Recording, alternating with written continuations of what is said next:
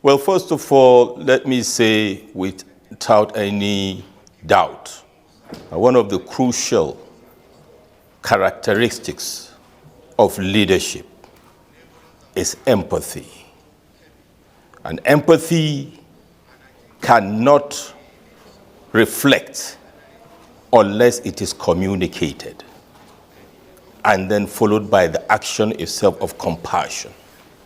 So I totally agree that there is need for leadership in Nigeria. And let me say this before we proceed, because I don't want to be caught up in the politics of it. Let's speak to the issue of leadership.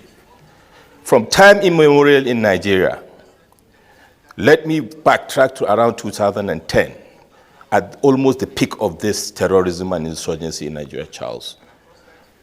Presidents have lost elections because of lack of proper optics. I remember the Yanya bombing, Boko Haram in Abuja during the time of President Goodluck Jonathan, and the hue and cry of the lack of demonstration of empathy. So let us be clear about this. This is very important. Why is it important? Because during campaign, they use the optics to get the win to election, to convince people that they need to be voted into power, whether it is president or anybody across the strata of leadership. So very important, and I like the point you make, Charles, about the president of India and even in America. Everywhere leadership demonstrate empathy and connect with the people. That has been lacking in Nigeria for about 15 years or more. And what we are saying is we need to see this. You don't need the periodic time of elections to demonstrate the optics. It is part of leadership. Now, pointing to the visit of Mr. President to Katsina, I think the issue with the optics that I have with it is, with profound respect to His Excellency Governor of Katsina, they are going for the wedding of his children. But let us not forget that that is one of the hotspot of escalating terrorism in Nigeria. And I think part of the negative optics is the fact that Mr. President did not visit when people in Amusa, Entomaki, and other places are being slaughtered. Albeit now he is coming for a wedding ceremony. Neighboring Zamfara, Sokoto, Kebbi, and Co., and what we have in Borno. And I think the leadership was not able to organize this communication strategy, early enough. Now it seems it is permeating into the North Central, and most likely if Mr. President visits Plateau and Benue, the people in Northwest will say, oh, so we don't matter. And that is why it is important ab initio to have a communication strategy that will include these optics across Nigeria. It is the job of Mr. President to demonstrate that empathy, not just by bulletins, but being on the ground and connecting with the people, not just Benue, Plateau, and across Nigeria. So I agree, most likely the optic is good. And that is why when things are bad, we should visit people. Just like when there is time for merriment, we should visit people. When we visit for merriment in the midst of crisis, it appears we don't care. And that should matter.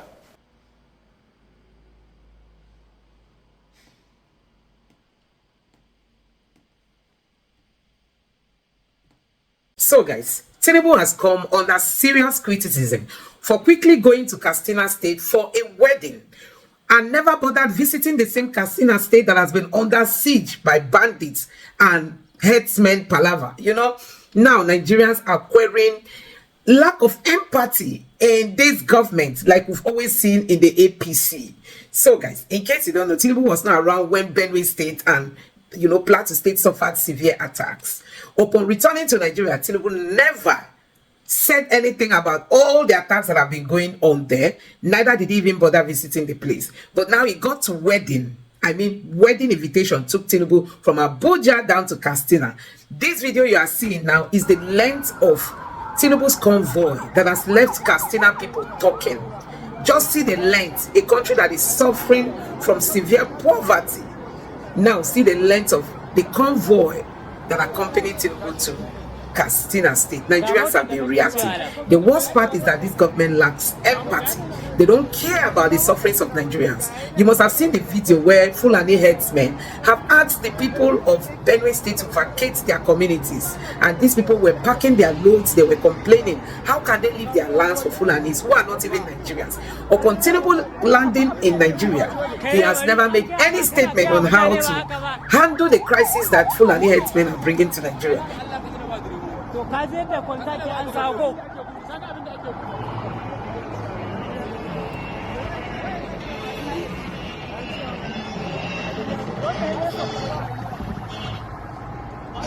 The issue of security in Nigeria, as it is now, has to be addressed in a multifaceted manner. We have to get our security architecture in place. We have to consider the capacity of our security agencies. I don't think that's in dispute. I don't mean to interrupt you. I don't think that's in dispute. I think the point that he's making is that in addition to these things that you're talking about, optics are very important. It is important for the president to be seen to go and visit. If you look at what happened in India, for example, where people were killed, 26 people were killed. I agree with in Indian-administered Kashmir. You had Narendra Modi cancelling whatever he was doing and came straight back and was on top of it throughout. The same sort of thing happens in other places, but it doesn't seem to happen in Nigeria. Well, even Ukraine, that is at war. Even Ukraine, that is at war. You see, look, nobody knows every place that the president visits. And everybody has a style. There is the show of sympathy, and there's the actual act of sympathy. What we need to do is to make sure that things like Benue and Plateau don't happen again. Yeah, but they keep happening, so that's well. The point is this. The point is this. They've been happening for many years. But you cannot preempt. You cannot preempt what is going to happen next. You said the president traveled. He's come. He has visited. He's had meetings with his security operatives. He's visited. I hope. I don't want this thing to turn into a no. It's not. argument. But at least we're all Nigerians. If he has visited, but I didn't interrupt you while you were speaking. I hope you don't. I agree, sir. I agree. But with due respect, but not for you to misinform me. The president did not visit. Hold on, Mr. Irebo. Let him finish. If he doesn't grant me the courtesy, we'll just have a shouting game. So what I'm saying is this. There are different approaches, and we all have different styles. It will appear, right, that some people will say, oh, let me pay my courtesy visits. But I'm sure that some of his agents have gone and visited the place. What reason the president has not gone yet, or whether he has even gone that we are not aware of, I wouldn't know, except those who are probably trailing him. What he is going to do in Katsina, right, I can't speak for it, but it is not unconnected with consultations. Now, what we are saying is this. Do we want to solve the problem, or we want to play politics with what we perceive as the optics of the problem? For what any Benue person will tell you is that he wants this problem solved. How will we solve it? It will take high-level decisions, fundamental changes. Because you and I have said that this thing has been recurring, it's been happening. And there are certain dynamics that make this thing happen. We can't, we can't spill everything out, and we don't have all the facts. But people can only gesticulate, and people can only, but to say that optics is what you need. How many times have people demonstrated, how many times have we seen the optics and we have not seen the results? Well, I don't think the point he was making is that optics is all you need. That was what I am not saying it is. I am not saying it is not important. Right. But I'm saying that there is a fundamental issue that is beyond optics. Yeah. I think everybody would agree with you. Let me quickly, please, I must give...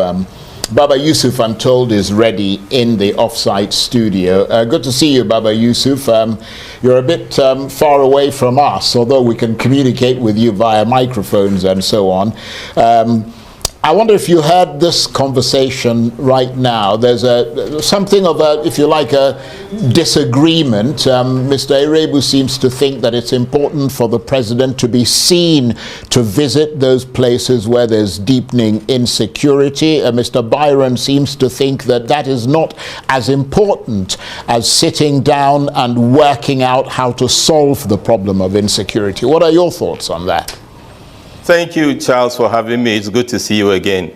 Well, first of all, let me say without any doubt, one of the crucial characteristics of leadership is empathy. And empathy cannot reflect unless it is communicated. and then followed by the action itself of compassion. So I totally agree that there is need for leadership in Nigeria. And let me say this before we proceed, because I don't want to be caught up in the politics of it. Let's speak to the issue of leadership.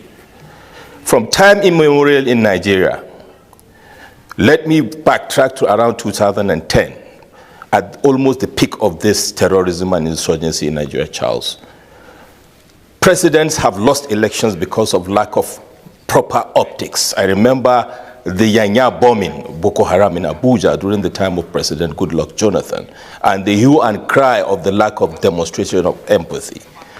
So let us be clear about this. This is very important. Why is it important? Because during campaign, they use the optics to get the win to election, to convince people that they need to be voted into power, whether it is president or anybody across the strata of leadership. So very important, and I like the point you make, Charles, about the president of India and even in America. Everywhere leadership demonstrate empathy and connect with the people. That has been lacking in Nigeria for about 15 years or more. And what we are saying is we need to see this. You don't need the periodic time of elections to demonstrate the optics. It is part of leadership. Now, pointing to the visit of Mr. President to Katsina, I think the issue with the optics that I have with it is, with profound respect to His Excellency Governor of Katsina, they are going for the wedding of his children. But let us not forget that that is one of the hot pot of escalating terrorism in Nigeria. And I think part of the negative optics is the fact that Mr. President did not visit when people in Amusa, Entomaki, and other places are being slaughtered. Albeit now he is coming for a wedding ceremony. Neighboring Zamfara, Sokoto, Kebbi, and Co., and what we have in Borno. And I think the leadership was not able to organize this communication strategy, early enough. Now it seems it is permeating into the North Central, and most likely if Mr. President visits Plateau and Benue, the people in Northwest will say, oh, so we don't matter. And that is why it is important ab initio to have a communication strategy that will include these optics across Nigeria. It is the job of Mr. President to demonstrate that empathy, not just by bulletins, but being on the ground and connecting with the people, not just Benue, Plateau, and across Nigeria. So I agree, most likely the optic is good. And that is why when things are bad, we should visit people. Just like when there is time for merriment, we should visit people. When we visit for merriment in the midst of crisis, it appears we don't care. And that should matter. Okay, well, thank you very much indeed for that. I think he said it all, and let's not dwell on that any further. Let's move on, because we've got quite a number of topics to get to. And let me come back to you, Mazi Irebu. Let's turn to Labor Day, which took place just a day ago. President Tinubu said he will address the welfare of workers, which essentially means that he'll address the welfare of the entire nation, because, I mean, most people are workers or are connected to workers. Are you seeing signs that he's doing that, or just him saying that he's going to do this? Yeah, just what it is. He just has to keep saying that he will do and all of that. But practicality here now, for instance, by the way, I'm a filmmaker. What activates you on set is action. And that is also should apply here. Mr. President, it's not about mounting. The salary of the worker in Nigeria cannot afford him even a meal a day in 1 month. 1 meal a day. Not one with 1, 2, 3 members of his family and all of that. So every moment we say these things and celebrate May Day and all, it should call for a moment of reflection. What have I done for my people? 2 years already, Mr. President. It's 2 years, and all we can hear is you will do, you are the one in charge. The buck stops at your table, and so far in 2 years, Nigerians are hungry. And there's no plan in place. Well, in fairness, that's the truth. In fairness, Mazi Irebu, I mean, the president he raised the minimum wage by more than 100%, which no other leader has actually done in recent memory. 33,000 naira or 30,000 naira as he was before Mr. President came to power is more valuable than the 70,000 naira plus, as Mr. President. And I have to admit that that is a plausible argument. By the economy of Nigeria today, that 30,000 naira could afford more than what 70,000 naira can give you today. That time, a bag of rice was 7,000 naira. Yeah, but the truth is that you can only pay out what you can afford.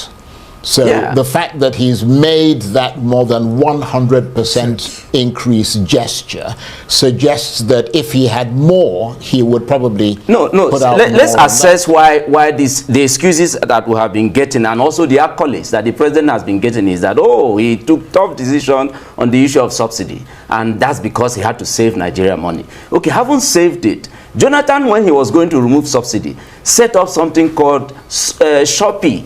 Up till now, 2 years, the president has not set up anything to cushion the effect of that harsh decision he took on the 29th of May 2023. So these angles, I don't know if anybody is still expecting anything to come from this government. Then it's maybe you don't know what's happening in town. It's politics of 27 already, 2027. Okay. Well, let's move on to Mr. Byron. Yes, because of course, it's not just about salaries, is it, Mr. Fabinro? It's also about security, it's about jobs, it's about healthcare, it's about electricity, it's about democracy, it's about not rigging elections, and it's about the entrenchment of the rule of law, isn't it? So it's an all-encompassing thing. Thank you very much. I think where my colleague misses it is the fact that salaries were increased by over 100%. That follows by an inflation.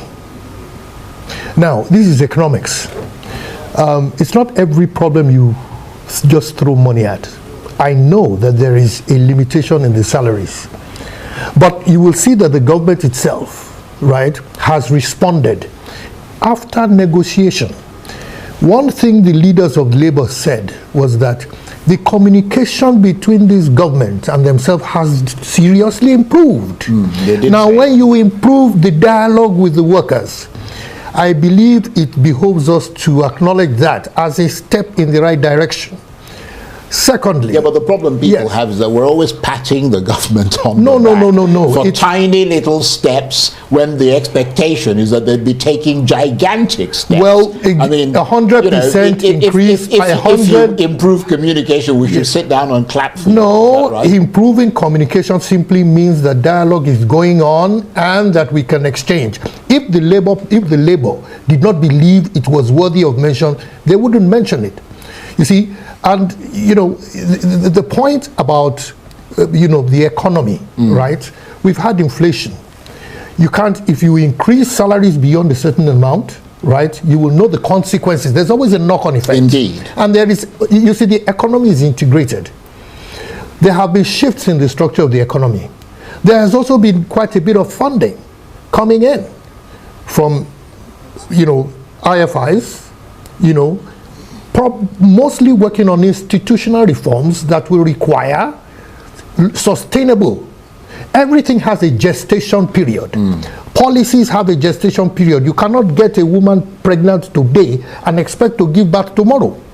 And this is where people should understand. An interesting analogy, that is precisely what is happening. That was not what they told us during the campaign. No, the point is this. But let me just say this, because we're running out of time, and I appreciate the point. You just to further ASU has not been on strike. How many labor? Right. ASU has not been on strike. That is significant. To further, because you see, it's important that we we put the fire to the feet of the government, but that we also acknowledge when they're doing things right. And the truth is that President Tinubu has actually reduced the time period for the review of minimum wage and salaries to 2 to 3 years, whereas in the past it used to be 10 years. So that's quite a significant thing. But let me move over to Baba Yusuf, who is himself runs a very significant business that attracts a lot of investment and so on, and employs quite a number of people. So his take on this would be very important. From your point of view,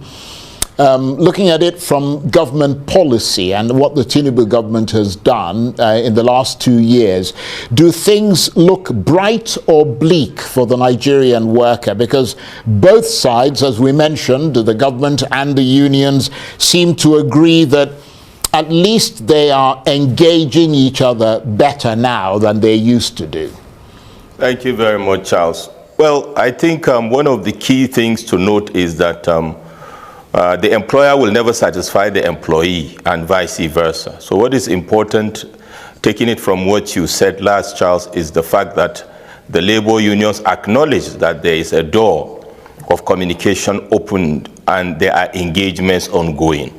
I also like the point about reduction of the timelines of review of salaries, of workers from over 10 years or about 10 years to about 2, which is significant. Of course, we are all feeling the pinch, most especially because let us also not forget, so that we can be very clear and objective with this, with regards to the brutal global economic headwinds.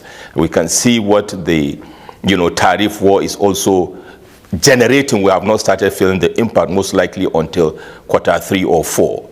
But that being said, to whom much is given, much is expected.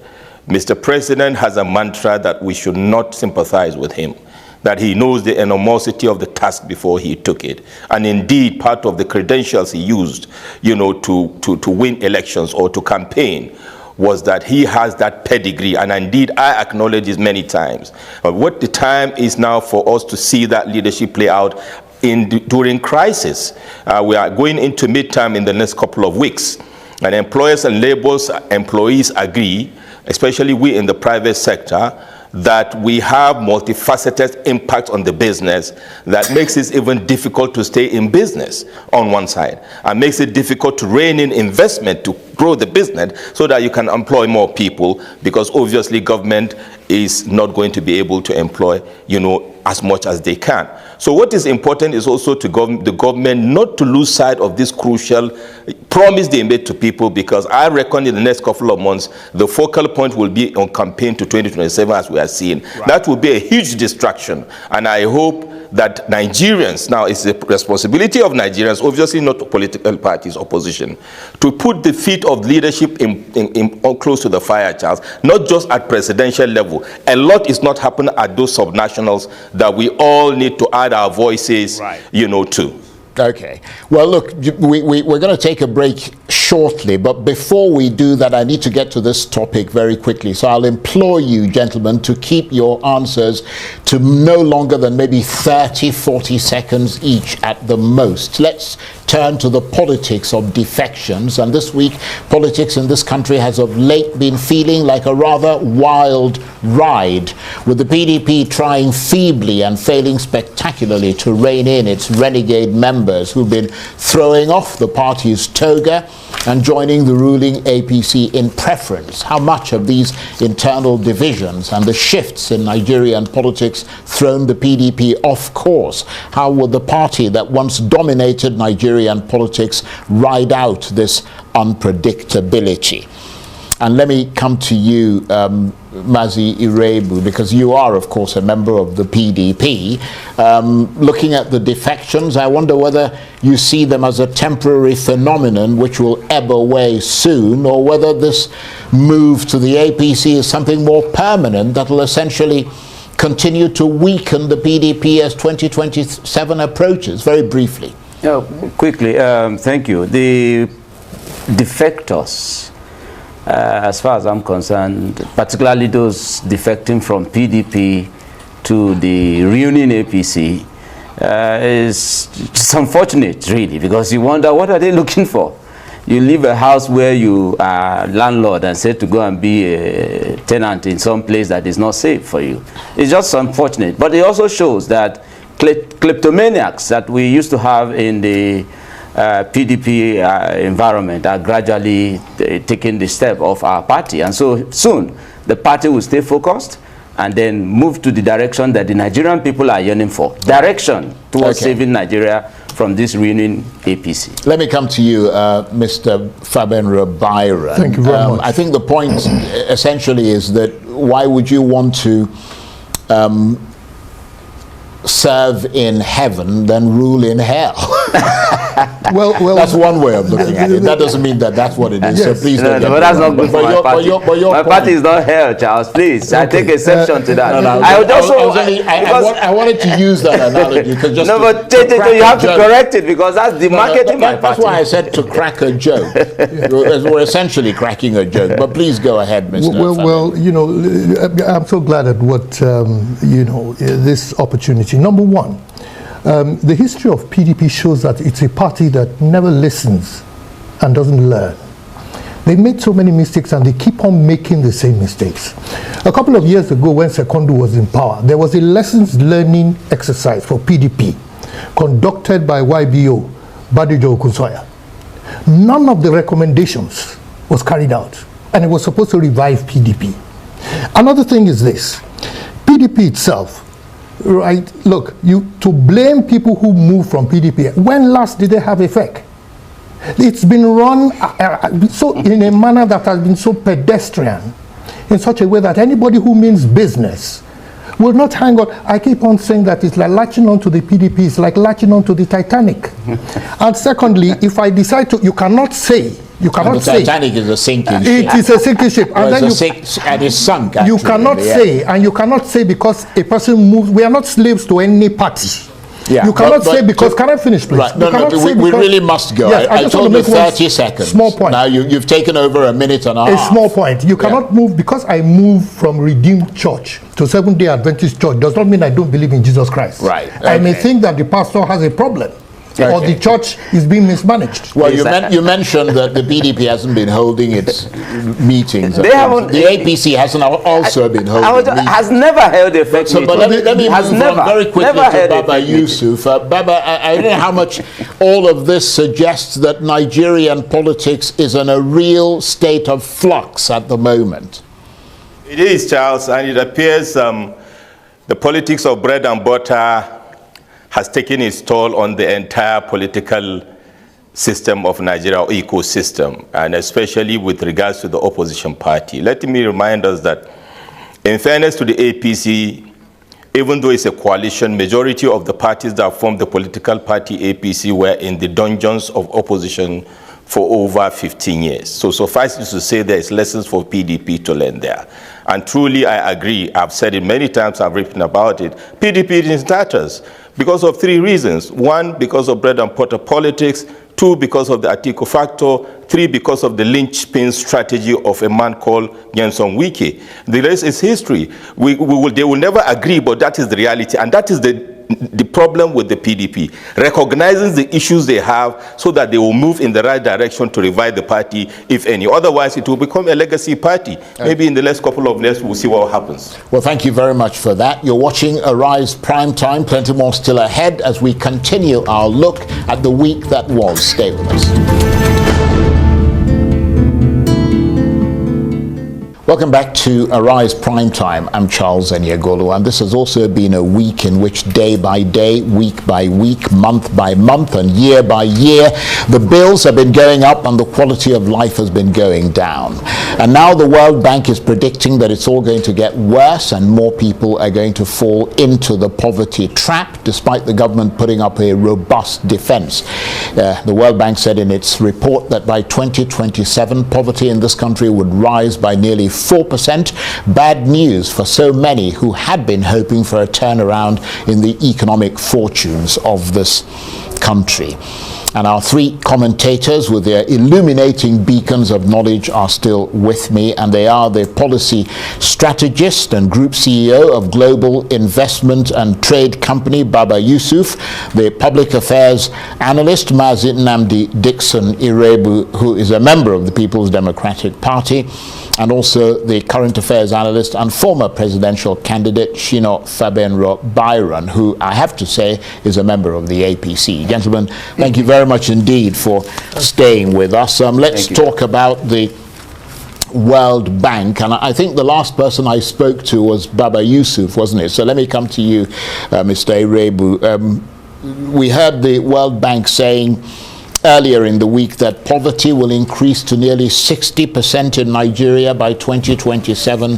One implication of that is that this country is that contrary to what the government has been saying, they're not actually lifting people out of poverty, are they? Of course not.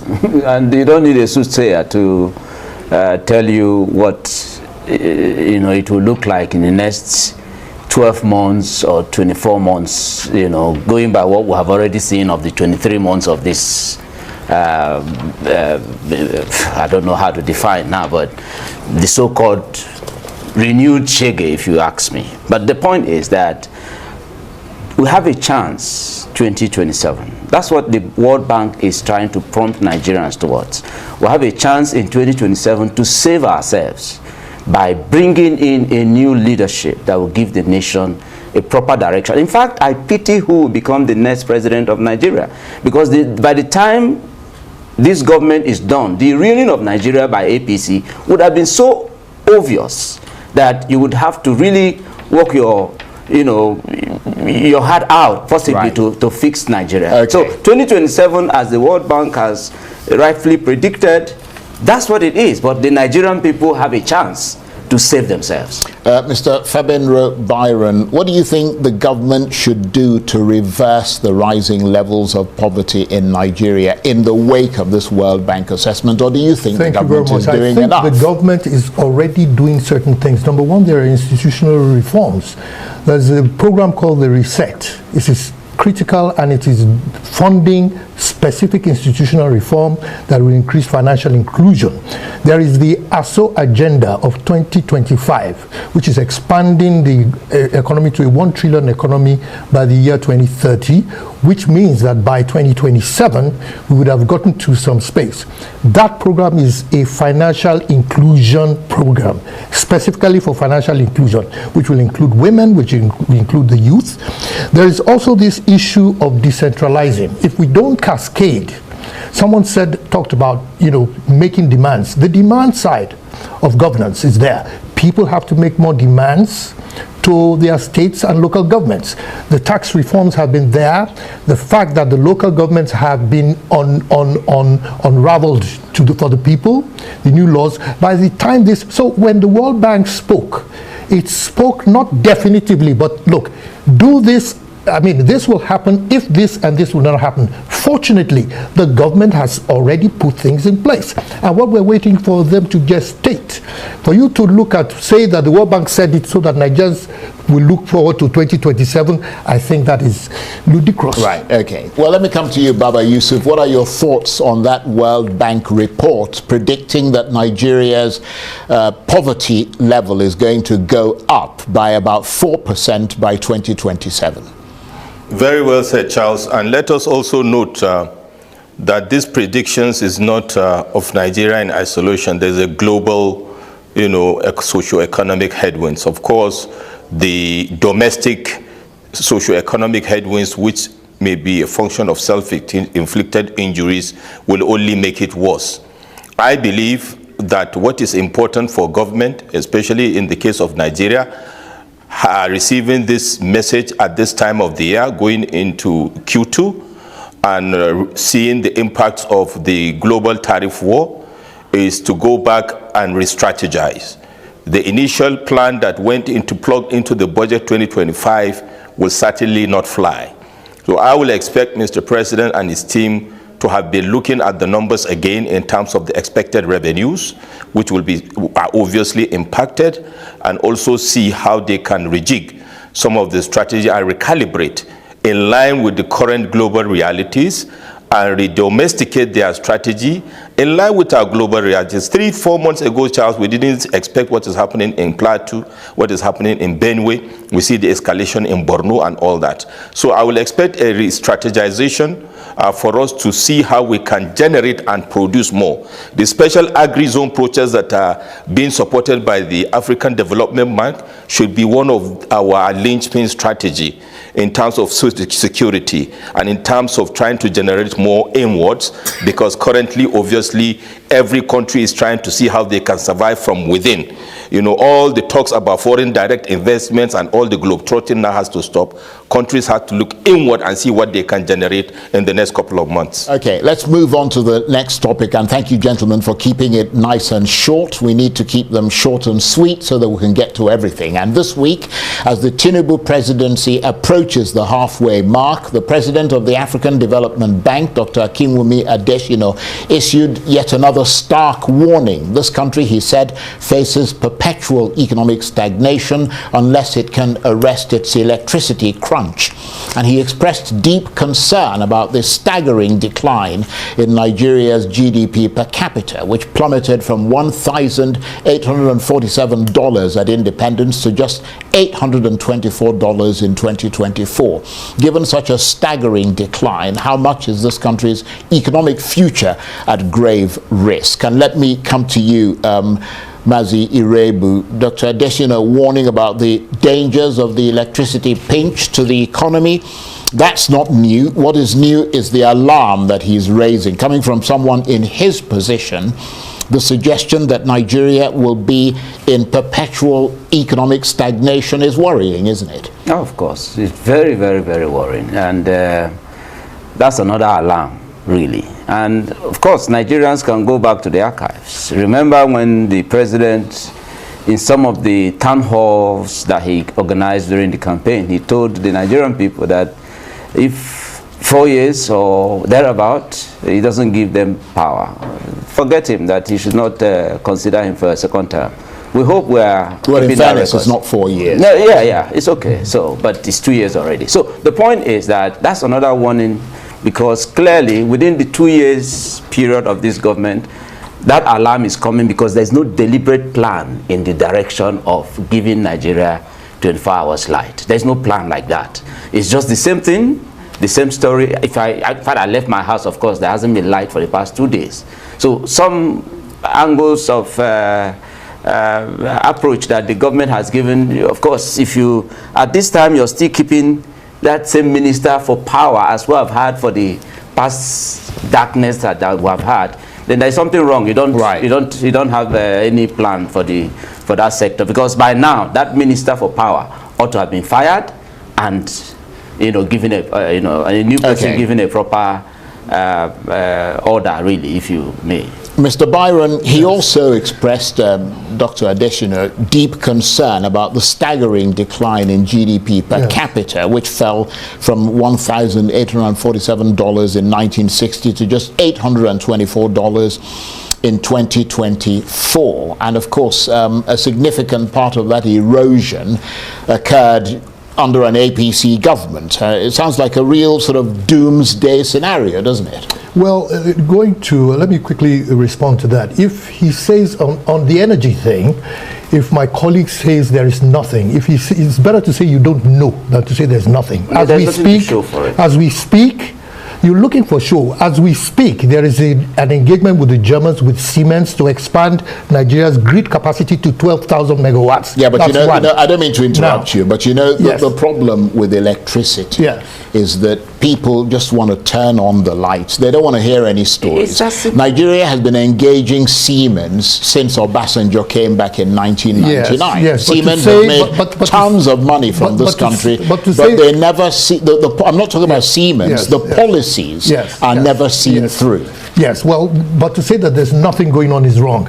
On the issue of per capita GDP of the per capita GDP, which is 800. Look, per capita GDP has a lot to do with population, because you divide everything what you earn by population.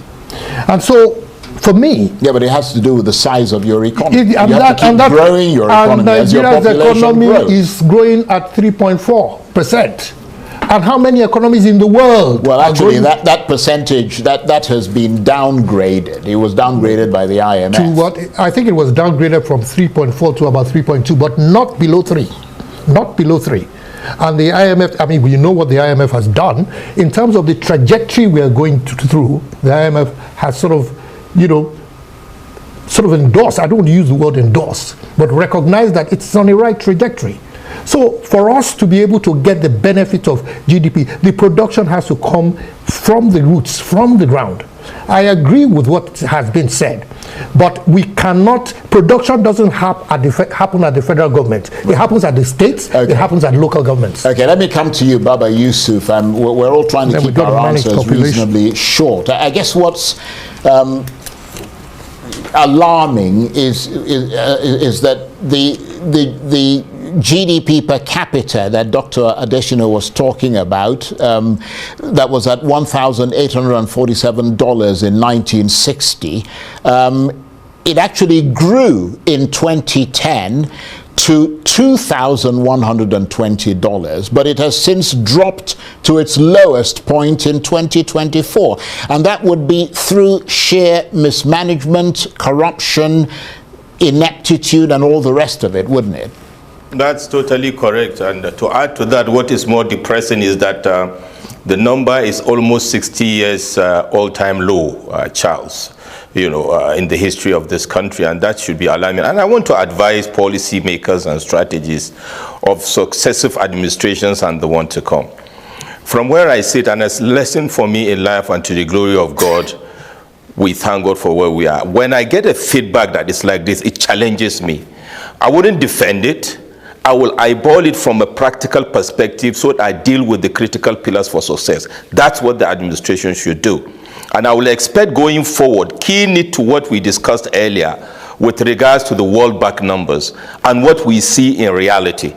I believe that one of the key success factors for President Bola Ahmed Tinubu is provision of power, and to treat it as such, and to take it as a matter of critical emergency, just like national security. Without it, there's no development that will take place, Charles.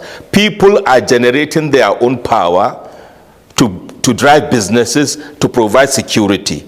I know also that the lead time, like you said, Charles, for provision of power is long, and therefore there should be no lag time for acceptance on only lukewarm attitude to the provision of power. We are totally out of time, and this should be taken very seriously. Okay. Charles.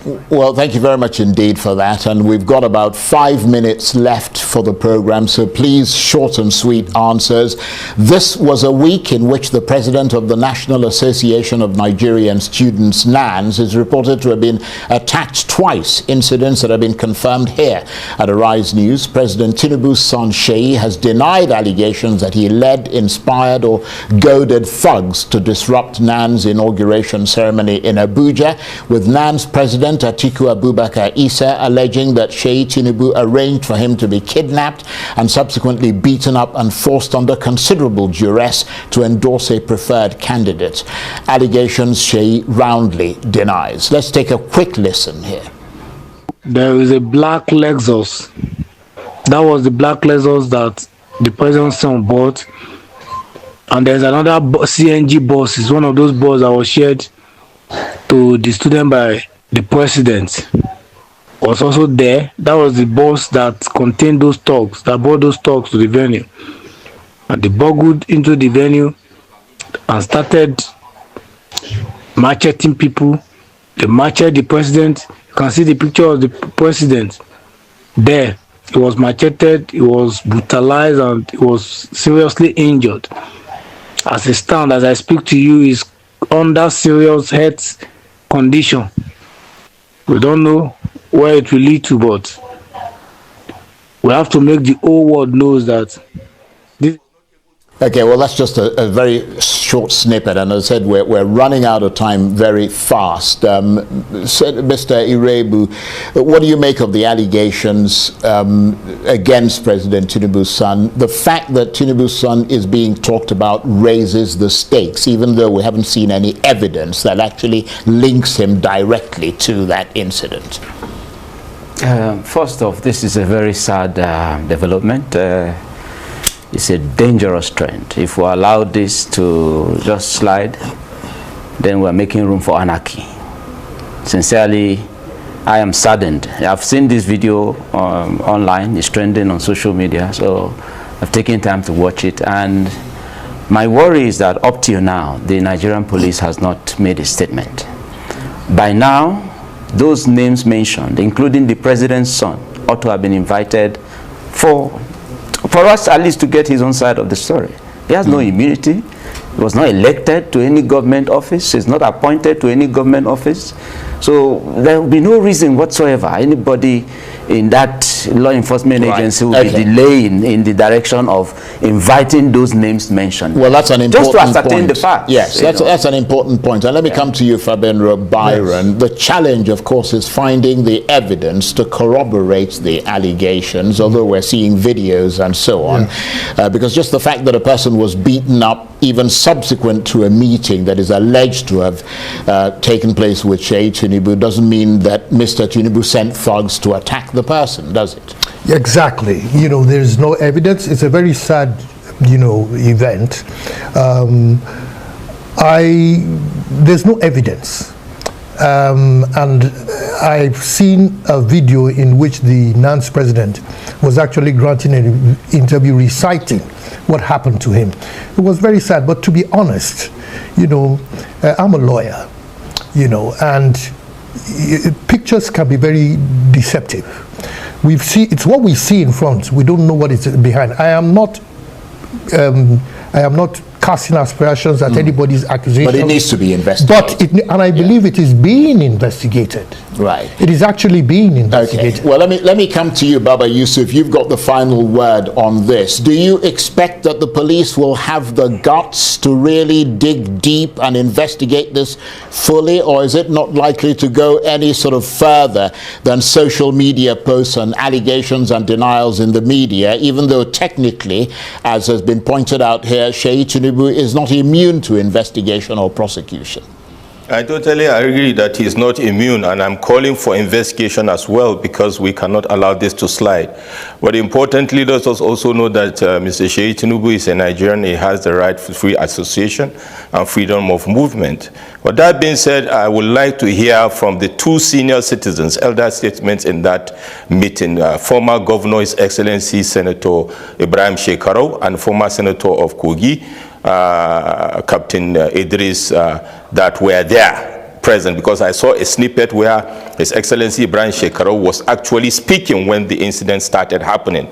Unless I get the details, I am restrained from speculation. I don't like speculating. Okay. But it should be investigated. It should be investigated. Okay. On that note, gentlemen, I know we would have wanted to talk more about this, but unfortunately we're out of time. But I want to thank all of you. Exceedingly great contributions from you. The policy strategist and group CEO of the Global Investment and Trade Company, Baba Yusuf, the public affairs analyst, Mazi Nnamdi Dixon Irebu, who's a member of the PDP, and the current affairs analyst and former presidential candidate, Shino Fabenro Byron, who's a member of the APC. Thank you very much indeed. That's it for this edition of Arise Prime Time. Join us again next week. From me and the entire team here in Abuja, bye-bye, and thank you for watching.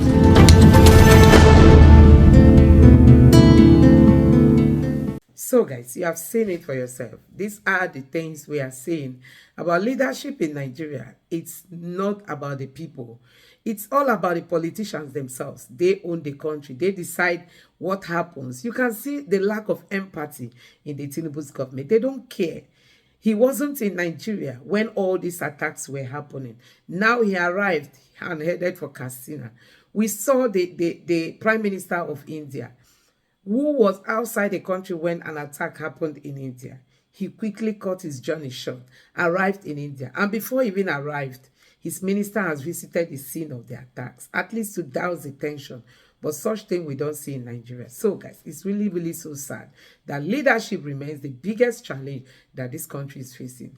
And to worsen it, we have APC in power. These are self-centered group of politicians who have taken this country hostage. They don't want to let this country free so that this country will breathe.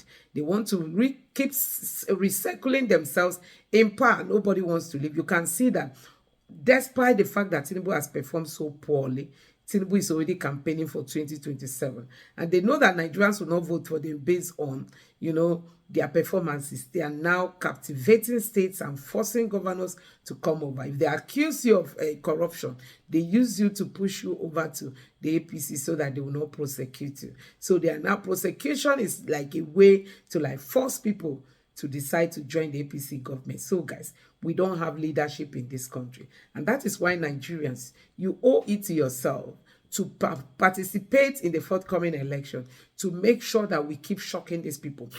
Up to today, it remains a surprise to them that Peter Obi came at the dying minute and got the number of votes that INEC declared. Don't forget, that was just what INEC declared. With all the, all the manipulations we saw on result sheets, still, they could give Peter Obi 6 million. That means Peter Obi got more than 10 million. So, guys, I don't know what you make of this. Tinubu is the worst president Nigeria has ever had. Let me know your thoughts in the comment section below. Please don't forget to subscribe to the channel. Turn on the notification bell. Please give this video a like so that YouTube can recommend it to others. And drop your thoughts in the comment section below. Thank you.